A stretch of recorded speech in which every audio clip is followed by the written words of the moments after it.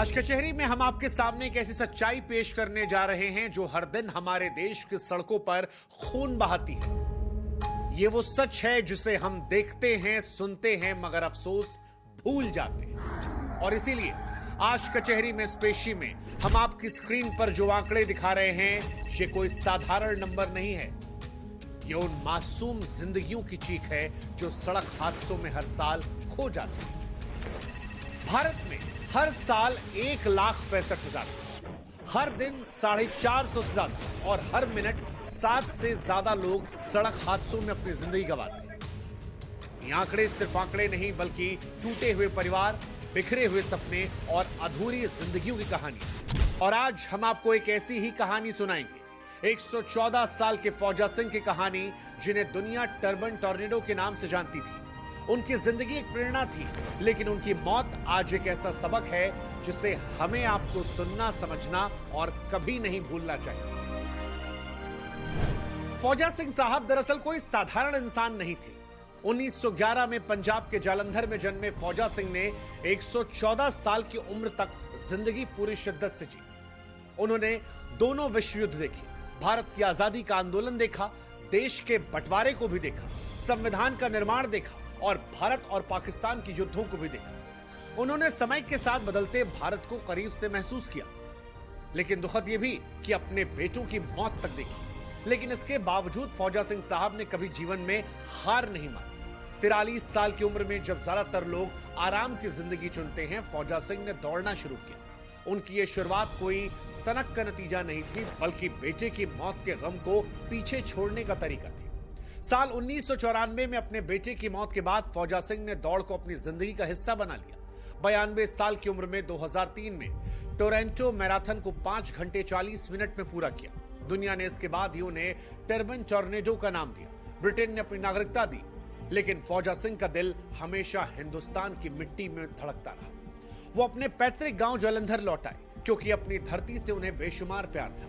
वो पंजाब के युवाओं को नशा मुक्त करने के लिए प्रेरित कर रहे थे, लेकिन किसे पता था कि उनकी ये खूबसूरत जिंदगी एक दिन सड़क हादसे में इतनी दर्दनाक तरीके से खत्म हो जाएगी।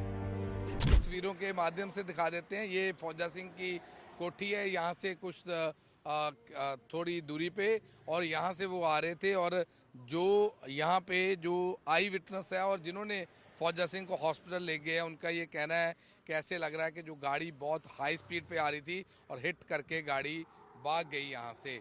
लेकिन पुलिस वहीं जो ब्रोकन पीसेज है, जो टूटे हुए कुछ पीसेज व्हीकल के मिले हैं, उससे इन्वेस्टिगेशन कर रही है और लगातार इस पूरे रोड की सीसीटीवी फुटेज खंगाल रही है, ताकि जो भी इस केस में इन्वॉल्व है उसकी जल्द से जल्द गिरफ्तारी की जाए। दरअसल दोपहर के करीब 3 बज रहे थे। फौजा सिंह साहब जो है वो अपने घर से निकले। वो जालंधर पठानकोट हाईवे के उस पार एक ढाबे पर जा रहे थे, रोज की तरह। वो शायद अपने गांव की हवा में सांस लेते हुए अपने आसपास की दुनिया को देख रहे थे, लेकिन तभी एक तेज रफ्तार गाड़ी आती है और उन्हें टक्कर मार देती है। वो जमीन पर गिर जाते हैं। जिस ड्राइवर ने उनकी जान ली, एक पल के लिए भी नहीं सोचा कि फौजा सिंह साहब को अस्पताल ले जाए। वो तुरंत वहां से भाग गया।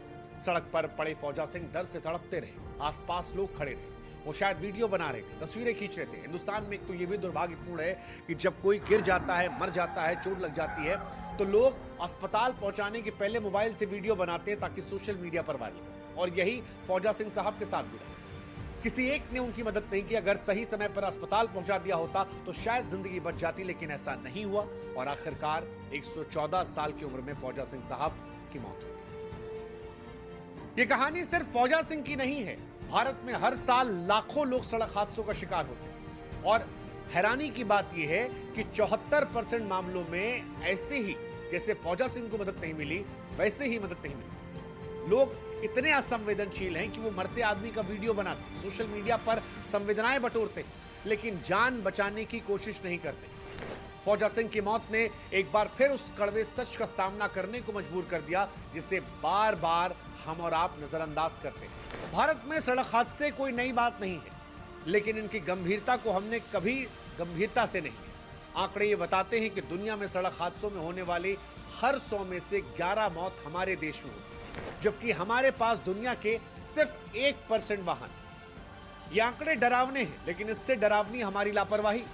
सड़क हादसे के पीछे कई कारण हैं, जैसे एक कारण है लापरवाही और नियम तोड़ना। ज्यादातर हादसे तेज रफ्तार, गलत साइड पर चलने और हेलमेट या सीट बेल्ट ना लगाने की वजह से होते हैं। लोग सोचते हैं कि रास्ते में पुलिस को थोड़ा प्रसाद चढ़ा देंगे और बच जाएंगे, लेकिन साहब जिंदगी कौन बचाएगा। दूसरी वजह नशे में गाड़ी चलाना।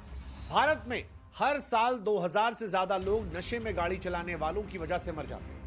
शराब पीकर गाड़ी चलाना न सिर्फ गैर कानूनी है, बल्कि हत्या के बराबर है। तीसरी वजह फर्जी ड्राइविंग लाइसेंस। भारत में हर तीसरा ड्राइविंग लाइसेंस फर्जी है। ऐसे लोग जो ट्रैफिक नियमों से अनजान हैं, सड़कों पर गाड़ियां दौड़ा रहे हैं। परिवहन विभाग में रिश्वतखोरी ने इसे और आसान बना दिया है। और इन सब के ऊपर खराब सड़कें और लचर सिस्टम।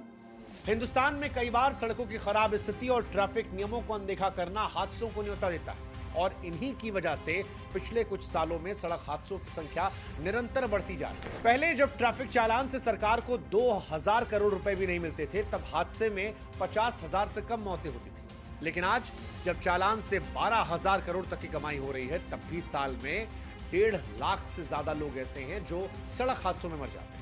ये पैसा सरकारी खजाने को तो भर रहा है, लेकिन जिंदगी बचाने में मदद नहीं कर पा रहा। सड़क हादसों में कड़वा सच और भी है। अमीरों की गाड़ियां भी गरीबों की जान लेती है और कानून उन्हें बचाने में लग जाता है। आप याद कीजिए पुणे का वो हादसा, जहां पर एक रईसजादे ने 2 लोगों को चल दिया था और सजा के नाम पर उसे कानून ने एक निबंध लिखने के लिए कहा था। पिछले हफ्ते दिल्ली में एक ऑडी कार फुटपाथ पर सो रहे 5 लोगों को कुचलकर चली गई। सवाल उठा कि ये लोग फुटपाथ पर क्यों सो रहे हैं, लेकिन असली सवाल जो नहीं उठा वो ये था कि क्या अमीरों को फुटपाथ पर गाड़ी चलाने का हक है। हमारे देश में गरीब फुटपाथ पर नहीं सो सकता, लेकिन अमीर वहां सो रहे लोगों पर गाड़ी चढ़ा सकता है। और सवाल की प्राथमिकता भी यही होती। यही दोहरा रवैया हमारे देश का सड़क हादसों को बढ़ावा देता है। खैर, लौटते हैं फौजा सिंह साहब की अधूरी कहानी और अधूरी इच्छा पर। दरअसल फौजा सिंह साहब केवल एक धावक नहीं थे, एक मिशन पर थे। वो पंजाब के युवाओं को नशे की लत से बचाना चाह रहे थे। ब्रिटेन की नागरिकता को छोड़कर अपने गांव लौटे थे, क्योंकि उन्हें अपने वतन की मिट्टी से प्यार था। लेकिन उनकी मौत ने न सिर्फ उनके सपने को तोड़ा, बल्कि पंजाब की एक और सच्चाई को उजागर कर दिया। पंजाब में नशा मुक्ति केंद्रों में दी जाने वाली दवाइयां अब ब्लैक मार्केट में बिक रही हैं। नशा छुड़ाने वाली दवाइयां खुद नशे का साधन बन रही हैं। आप सोचिए कि फौजा सिंह की आत्मा जब ये देख रही होगी तो वो भी रो रही होगी कि जिस पंजाब को वो नशा मुक्त देखना चाहते थे, वहां पर नया घोटाला पनप रहा है। और क्या पता जिसने उन्हें मारा हो वो भी नशे में ही चल रहा है। दुखद, दुर्भाग्यपूर्ण है कि एक आदमी पूरी जिंदगी जिस मिशन पर लगा, उसकी मौत की वजह भी वही मिशन पर गया। खैर, उम्मीद है कि इस कहानी को सुनाकर कुछ लोगों को कम से कम हम जगा लेंगे। सड़क हादसों को सिर्फ चालान और जुर्माने तक नहीं रोका जा सकता, यह समझना पड़ेगा। इसके लिए हमें एक ठोस और ईमानदार सिस्टम की जरूरत है। कुछ जरूरी कदम हैं जो उठाए जाने चाहिए। रिश्वतखोरी पर रोक लगनी चाहिए। परिवहन विभाग में फर्जी लाइसेंस बनाने की प्रथा को बंद करना होगा।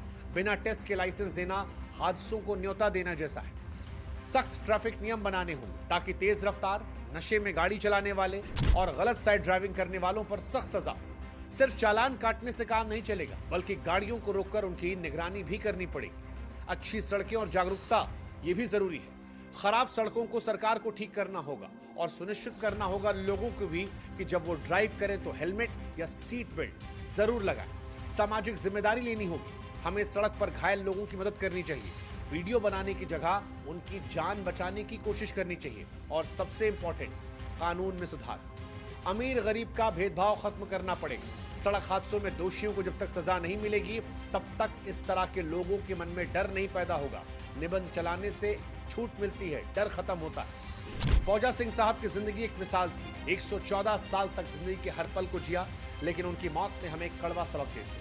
सड़क हादसे किसी को नहीं छोड़ते, चाहे वो 114 साल का धावक हो या सड़क किनारे सोता गरीब। ये हादसे सिर्फ आंकड़े नहीं, ये टूटे परिवार है, बिखरे सपने हैं, अधूरी कहानियां हैं। हमें अब जागना होगा, हमें बदलना होगा। फौजा सिंह की आत्मा भी आज यही कह रही होगी कि अगर मेरी मौत से एक भी इंसान सड़क पर सावधानी बरत गया तो शायद जिंदगी सार्थक होगी। तो आइए हम और आप आज से संकल्प लें कि जब ड्राइव करेंगे तो हेलमेट जरूर लगाएंगे, जब गाड़ी में बैठेंगे 4 पहिया में तो सीट बेल्ट लगाएंगे, नियमों का पालन करेंगे और सबसे जरूरी बात कि अगर सड़क पर कोई चोटिल होगा तो उसकी जान बचाने की जिम्मेदारी लेंगे।